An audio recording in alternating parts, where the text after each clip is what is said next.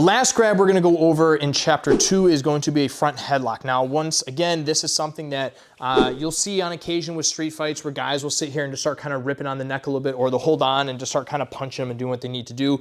As always, this is an incredibly dangerous position to be in because of the fact that I not only have the ability to threaten a choke, I have the ability to throw strikes, but I also have the ability to snap you down. So it's just not a good spot to be in. I'm gonna show you 3 different options that we have for this. Now, first thing comes first, the moment anyone puts you into a front headlock like this, or anytime someone gets their hands around your head and neck in general, we need to hand fight right away. Again, refer back to chapter 1. I need to get hands on. I need to start kind of prying these grips. If I can do this, right? If he starts trying to pull me down and start snapping me down, and I can start kind of breaking these grips right away, I'm not gonna have to worry about that position. I'm gonna be able to kind of nullify these grips enough, protect myself, kind of clear myself out, and I can square myself back up. But I have to get hands on immediately. I'm not gonna sit here, wait till he locks us in, wait till he starts choking me, because that's just gonna be a bad position. So right away, we get hands on. Now, the first option that we have, if I start kind of working hands on like this, is I want to start kind of posturing my head. Now, as I start posturing my head, I'm gonna take my outside leg, I'm gonna step, and I'm gonna start hipping in and posturing through. Now, this opposite hand is going to reach around and just grab on, and I'm just gonna try posturing as much as I can while I'm pulling down in this arm at the same time.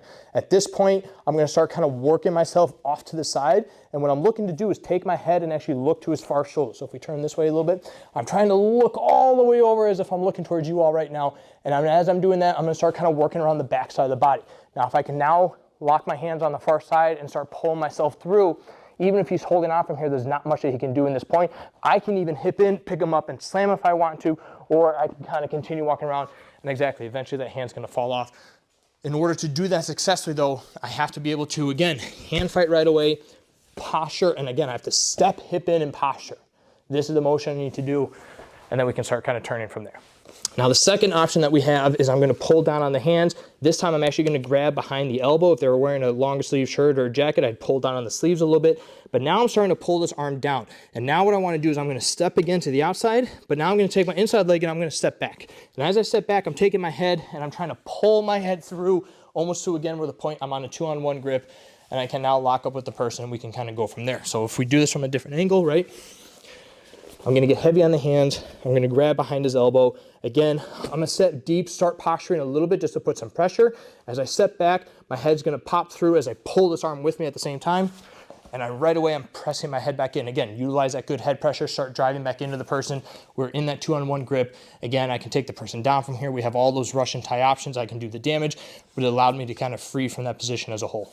Now, one thing that we should be doing in general, especially if you're having a hard time doing any of these positions in general to begin with, right? If I'm having trouble stepping through, if I'm having trouble stepping back, take this free hand, right? Let's say we get a good grip on here, or let's say maybe he tightens this up a little bit more and I need space. I need to be able to kind of loosen this grip up a little bit more than what I initially had. I'm gonna take this free hand and I'm just gonna go open palm and start striking the groin.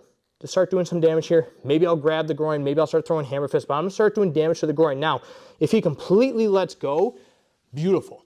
If he loosens up the grip or gives me enough room to where now I can safely posture, or now I can step through, even better. But that groin shot is a great way to loosen up those grips to where now I can successfully come out the back door, or again, pop my head back out of the pocket and do the damage I need to do. But more importantly is the moment that anyone gets this front headlock, he's got to get hands on. He's got to start kind of prying those grips, because the more that he can start kind of prying those grips down, the harder it's going to be for me to be able to control him, because not only is he going to be prying those grips, he's also going to be working on trying to get out. So as he's prying those grips, he's working away from me, and eventually if he gets out of that situation, I'm going to have to abandon it and let go. I'm not going to be able to like commit to that type of a front headlock position at all. So anytime, again, somebody gets their hands on your neck, we start hand fighting first. Then from there, we look for our exits.